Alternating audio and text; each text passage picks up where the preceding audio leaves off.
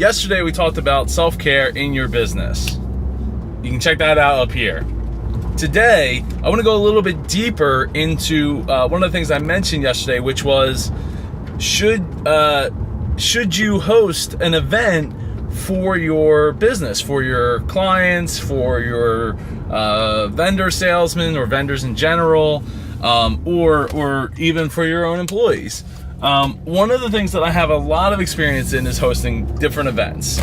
So growing up, we used to host 1,000 people would show up in one night to see all these vendors, and like see all the new things coming out for the next year, and they'd get free food. It was a great buffet and an open bar, totally free.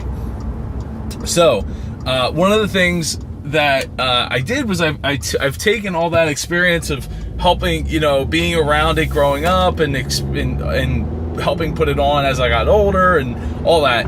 And I put on I have two conferences myself that I host. One was DreamCon. You can check that out up here from the other day, and you can even get your virtual ticket down below in the description in case you weren't able to be here in Philadelphia. The other is MapCon, Mid-Atlantic Podcast Conference. That came out of me wanting to bring a whole bunch of podcasters together in a community-based, organized way, and we did that. So first year was like 50 people, second year was 75 people. This year, in September, we're gunning for like 100 to 125 people.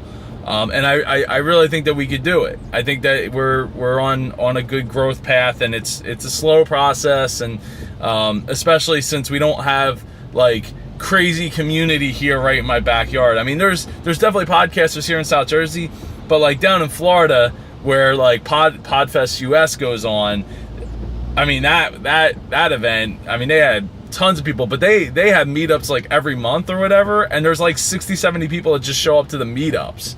So they have like a ton of people down in Florida. Anyway, I put on these events. I do everything I can do to make them completely different from and stand out from everybody else's events. We do all kinds of different games and activities that are like strength building for different creative avenues for the podcasters. And then we did DreamCon this year, and that was a success. Had like 30 people, and it was a great time. Next year, I want to get at least double that, like 60, 50, 60, maybe 70 people, 50 to 70 people for next year. But it all starts with understanding the purpose of why you're going to bring people in and what they're going to get out of it, right? Like people don't want to, everybody's busy all the time, 24/7. I get that. Me too, myself included. So you just have to come up with a great reason for people to come, and then the secret to making it work is spending an awful lot of time connecting with people on a one-on-one basis to ask them and may follow up and make sure that they're going to come. That's the secret.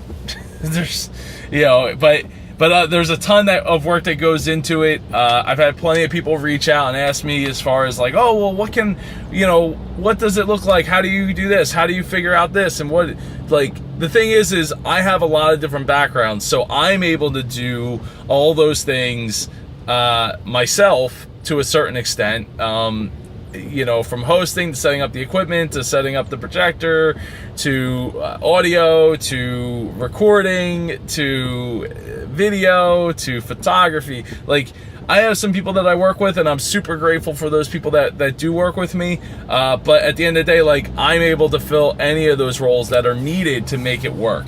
And I think that unless you have a super strong team of people that have very specific skill sets, like Liam Neeson, you need to have a certain level of expertise, or create yourself a budget that's big enough to facilitate you hiring a photographer, a sound guy, a projector, setup people, or if it's at a hotel, make sure that you can afford all that. There's a whole host of things that you have to either have, and I have a lot of that equipment as well, so it drives the price down on what's needed to put the event together. But they are super stressful, and again, I encourage you to check out the video from earlier, a few days ago, about DreamCon. I was completely wiped out.